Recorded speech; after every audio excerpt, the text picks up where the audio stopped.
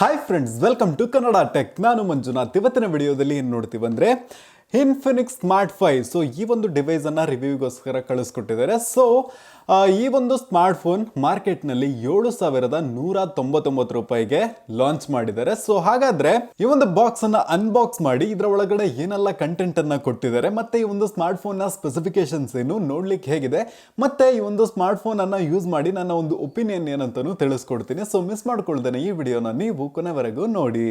So first ಈ ಒಂದು box ಅನ್ನ ಓಪನ್ ಮಾಡಿದ್ದು, ಬಾಕ್ಸ್ ನ ಒಳಗಡೆ ನಮಗೆ 6.82 ಇಂಚ್ನ ಒಂದು HD+ ಡಿಸ್ಪ್ಲೇ ಇರುವ ಒಂದು ಮೊಬೈಲನ್ನು ನೋಡ್ಕೊಬೋದು. ಸೊ ಮೊಬೈಲ್ ಡಿಸ್ಪ್ಲೇ ತುಂಬಾ ದೊಡ್ಡಕ್ಕಿದೆ. ಸೊ ಈ ಒಂದು ಪ್ರೈಸ್ ರೇಂಜಿಗೆ ಇಷ್ಟು ಒಳ್ಳೆ ಒಂದು ದೊಡ್ಡ ಡಿಸ್ಪ್ಲೇನ ಕೊಟ್ಟಿದ್ದಾರೆ. ಸೊ ಈ ಒಂದು ಡಿಸ್ಪ್ಲೇ ವಿಡಿಯೋ ನೋಡೋಕ್ಕೆಲ್ಲ ತುಂಬಾ ಚೆನ್ನಾಗಿರುತ್ತೆ, ಗೇಮ್ಸ್ ಆಡೋಕ್ಕೂ. ಸೊ ಈ ಒಂದು ಡಿಸ್ಪ್ಲೇ ಸ್ವಲ್ಪ ದೊಡ್ಡದಾಗೇನೆ ಇದೆ. ಸೊ ಈ ಒಂದು ಫೋನ್ನ ಈಗ ಸೈಡಿಗೆ ಇಟ್ಟು ಬಾಕ್ಸಲ್ಲಿ ಇನ್ನೂ ಏನೆಲ್ಲ ಕಂಟೆಂಟನ್ನು ಕೊಟ್ಟಿದ್ದಾರೆ ಅಂತ ನೋಡೋಣ. ಸೊ ಇದರಲ್ಲಿ ನೋಡಬೇಕಂದ್ರೆ ನಮಗೆ ಒಂದು 5V 2A ಒಂದು ಚಾರ್ಜರನ್ನು ಕೊಟ್ಟಿದ್ದಾರೆ. ಸೊ ನಮ್ಮ ಒಂದು ಫೋನ್ನ ಚಾರ್ಜ್ ಮಾಡಲಿಕ್ಕೆ. ಸೊ ನೆಕ್ಸ್ಟ್ ನೋಡೋದಾದರೆ ಒಂದು ಮೈಕ್ರೋ USB ಕೇಬಲನ್ನು ಕೊಟ್ಟಿದ್ದಾರೆ.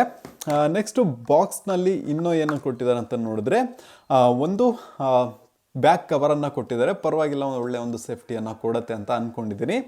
ಮತ್ತೆ ನೋಡೋದಾದರೆ ಒಂದು ಸಿಮ್ ಎಜೆಕ್ಟರ್ ಟೂಲನ್ನು ಕೊಟ್ಟಿದ್ದಾರೆ. ಸೊ ಇದನ್ನು ಸೈಡಿಗೆ ಇಟ್ಬಿಟ್ಟು ಮತ್ತೆ ಬೇರೆ ಏನೆಲ್ಲ ಕೊಟ್ಟಿದ್ದಾರೆ ಅಂತ ನೋಡೋದಾದರೆ ಡಿಸ್ಪ್ಲೇ ಪ್ರೊಟೆಕ್ಷನ್ನಿಗೋಸ್ಕರ ಒಂದು ಸ್ಕ್ರೀನ್ ಗಾರ್ಡನ್ನು ಕೊಟ್ಟಿದ್ದಾರೆ. ಸೊ ನೆಕ್ಸ್ಟ್ ನೋಡೋದಾದರೆ ಒಂದು ಎಕ್ಸ್ ಕ್ಲಬ್ನ ಒಂದು ಬ್ರೋಚರನ್ನು ಕೊಟ್ಟಿದ್ದಾರೆ. ನೆಕ್ಸ್ಟು ಒಂದು ವಾರಂಟಿ ಕಾರ್ಡನ್ನು ಕೊಟ್ಟಿದ್ದಾರೆ. ಸೊ ಇದನ್ನು ಇಟ್ಕೊಂಡು ನಿಮ್ಮ ವಾರಂಟಿಯನ್ನು ಕ್ಲೈಮ್ ಮಾಡ್ಕೊಬೋದು. ಮತ್ತು ಇನ್ಫಿನಿಕ್ಸ್ನ ಒಂದು ಯೂಸರ್ ಮ್ಯಾನ್ಯಲನ್ನು ಕೊಟ್ಟಿದ್ದಾರೆ. ಸೊ ಇದನ್ನು ನೋಡಿಕೊಂಡು ನಿಮ್ಮ ಒಂದು ಫೋನನ್ನು ಹೇಗೆ ಯೂಸ್ ಮಾಡೋದು ಅಂತ ಕಲ್ತ್ಕೊಬೋದು. ಸೊ ಅದನ್ನು ಬಿಟ್ಟರೆ ಒಂದು ಬಾಕ್ಸ್ನಲ್ಲಿ ಬೇರೆ ಯಾವುದೇ ಒಂದು ಕಂಟೆಂಟನ್ನು ಕೊಟ್ಟಿಲ್ಲ. ಸೊ ಇದಿಷ್ಟು ಒಂದು ಫೋನ್ನಲ್ಲಿ ಬರ್ತಿರುವ ಆಕ್ಸೆಸರೀಸ್. ನೆಕ್ಸ್ಟ್ ಒಂದು ಡಿಸ್ಪ್ಲೇನ ಫ್ರಂಟ್ ಸೈಡ್ ನೋಡೋದಾದರೆ ಒಂದು ಡ್ರಾಪ್ ನಾಚನ್ನು ಕೊಟ್ಟಿದ್ದಾರೆ. ಅದರಲ್ಲಿ ನಮಗೆ ಫ್ರಂಟು ಒಂದು 8 ಮೆಗಾಪಿಕ್ಸೆಲ್ನ ಕ್ಯಾಮರಾವನ್ನು ಕೊಟ್ಟಿದ್ದಾರೆ. ನೆಕ್ಸ್ಟ್ ಈ ಒಂದು ಸ್ಮಾರ್ಟ್ಫೋನ್ನ ರೈಟ್ ಸೈಡ್ ನೋಡೋದಾದರೆ ನಮಗೆ ವಾಲ್ಯೂಮ್ ರಾಕರ್ಸ್ ಕೀಗಳನ್ನು ಕೊಟ್ಟಿದ್ದಾರೆ ಮತ್ತು ಒಂದು ಪವರ್ ಬಟನನ್ನು ಕೂಡ ಕೊಟ್ಟಿದ್ದಾರೆ. ನೆಕ್ಸ್ಟ್ ಈ ಒಂದು ಫೋನ್ನ ಬಾಟಮಲ್ಲಿ ನೋಡೋದಾದರೆ ಒಂದು ಮೈಕನ್ನು ಕೊಟ್ಟಿದ್ದಾರೆ. ಸೊ ಇದರಲ್ಲಿ ಯಾವುದೇ ಥರದ ಒಂದು ನಾಯ್ಸ್ ಕ್ಯಾನ್ಸಲೇಷನ್ ಮೈಕನ್ನು ನಾವು ನೋಡಲಿಕ್ಕೆ ಸಾಧ್ಯ ಇಲ್ಲ. ಸೊ ಒಂದು ಮೈಕನ್ನು ಕೊಟ್ಟಿದ್ದಾರೆ, ಮತ್ತು ಒಂದು ಮೈಕ್ರೋ USB ಚಾರ್ಜಿಂಗ್ ಪೋರ್ಟನ್ನು ಕೊಟ್ಟಿದ್ದಾರೆ. ನೆಕ್ಸ್ಟ್ ನೋಡಬೇಕಂದ್ರೆ 3.5mm ಆಡಿಯೋ ಜಾಕ್ ಸಪೋರ್ಟನ್ನು ಕೊಟ್ಟಿದ್ದಾರೆ. ನೆಕ್ಸ್ಟ್ ಈ ಒಂದು ಫೋನ್ನ ಲೆಫ್ಟ್ ಸೈಡ್ ನೋಡೋದಾದರೆ ಇದರಲ್ಲಿ ನಮಗೆ ಒಂದು ಸಿಮ್ ಟ್ರೇಗೆ ಆಪ್ಷನನ್ನು ಕೊಟ್ಟಿದ್ದಾರೆ. ಸೊ ಇದನ್ನು ತೆಗೆದು ನೋಡಿದ್ರೆ ಇದರಲ್ಲಿ ನಮಗೆ 2 ಸಿಮ್ ಮತ್ತು ಒಂದು ಮೆಮೊರಿ ಕಾರ್ಡನ್ನು ಹಾಕೊಬೋದು. ಸೊ ಇದು ಕೂಡ ಒಂದು ಒಳ್ಳೆ ವಿಷಯ ಅಂತಲೇ ಹೇಳಬಹುದು. ನೆಕ್ಸ್ಟ್ ಈ ಒಂದು ಫೋನ್ನ ಬ್ಯಾಕ್ ಸೈಡಲ್ಲಿ ನೋಡೋದಾದರೆ ಇದರಲ್ಲಿ ನಮಗೆ 13 ಮೆಗಾಪಿಕ್ಸೆಲ್ನ ಡುವಲ್ ಕ್ಯಾಮರಾವನ್ನು ಕೊಡ್ತಾ ಇದ್ದಾರೆ. ಸೊ ನೆಕ್ಸ್ಟು ಇದರಲ್ಲಿ ನಮಗೆ ಒಂದು ಕ್ವಾಡ್ LED ಫ್ಲ್ಯಾಶನ್ನು ಕೊಡ್ತಿದ್ದಾರೆ. ಸೊ ಒಳ್ಳೆ ವಿಷಯ, ನಮಗೆ ಕತ್ಲೆ ಅಲ್ಲಲ್ಲ, ತುಂಬಾ ಚೆನ್ನಾಗಿ ಬೆಳಕು ಈ ಒಂದು LED ಫ್ಲ್ಯಾಶ್ ಲೈಟ್ನಲ್ಲಿ ಬರುತ್ತೆ.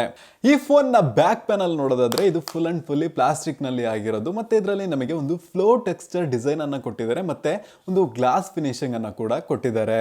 ಇನ್ನು ಈ ಒಂದು ಫೋನ್ನ ಅದರ್ ಸ್ಪೆಸಿಫಿಕೇಶನ್ಸ್ ಅನ್ನು ನೋಡೋದಾದರೆ ಇದು ಇನ್ಫಿನಿಕ್ಸ್ನವ್ರದೇ ಆದಂತಹ ಕಸ್ಟಮ್ OS ಅಂದರೆ XOS ವರ್ಷನ್ 7ನಲ್ಲಿ ರನ್ ಆಗ್ತಿದೆ, ಆಂಡ್ರಾಯ್ಡ್ 10 ಬೇಸ್ನಲ್ಲಿ.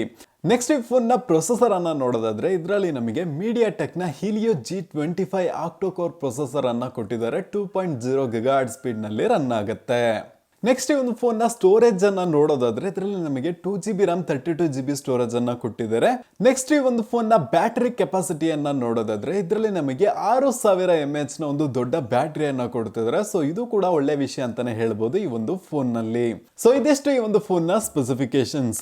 ಇನ್ನು ಈ ಒಂದು ಫೋನ್ನ ಯೂಸ್ ಮಾಡಿ ನೋಡಿ ನನ್ನ ಒಂದು ಪರ್ಸನಲ್ ಒಪಿನಿಯನ್ ಏನು ಅಂತ ತಿಳಿಸ್ಕೊಡ್ತೀನಿ. ಓಕೆ, ಸೊ ಈ ಒಂದು ಫೋನ್ನಲ್ಲಿ ನಮಗೆ ಫ್ರಂಟ್ 8 ಮೆಗಾಪಿಕ್ಸೆಲ್ನ ಕ್ಯಾಮ್ರಾನ ಕೊಟ್ಟಿದ್ದಾರೆ. ಸೊ ಕ್ಯಾಮ್ರಾ ಕ್ವಾಲಿಟಿ ಎಲ್ಲ ಅಷ್ಟೇನು ಚೆನ್ನಾಗಿಲ್ಲ ನನ್ನ ಪ್ರಕಾರ. ಸೊ ನಾನು ಡಿಸ್ಪ್ಲೇನಲ್ಲಿ ಒಂದು ಕ್ಯಾಮ್ರಾ ಸ್ಯಾಂಪಲ್ ಅನ್ನು ಹಾಕ್ತಾ ಇದ್ದೀನಿ, ನೀವು ನೋಡ್ಕೊಬಹುದು.